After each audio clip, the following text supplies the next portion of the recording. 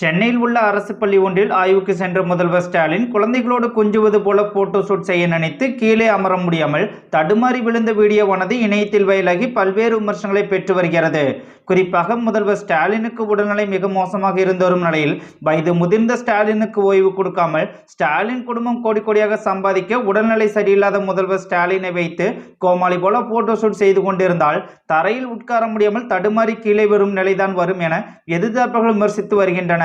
மேலும் தொடர்ந்து முதல்வர் ஸ்டாலின் போட்டோ ஷூட் மட்டுமே செய்து வரும் நிலையில் திரைத்துறைக்கு சென்றிருந்தால் கூட மெலிந்திருக்கலாம். ஆனால் முதல்வராக இருக்க துளியும் லாய்க்கில்லை என்றும் 50 ஆண்டு கால பொது வாழ்க்கைக்கு சொந்தக்காரர் என கூறி வரும் முதல்வர் ஸ்டாலின் அரசியல்வாதியாக இருக்கக்கூட அவருக்கு தகுதி இல்லை என சவுக்கு சங்கர் கடுமையாக விமர்சித்து வருவதும் குறிப்பிடத்தக்கது.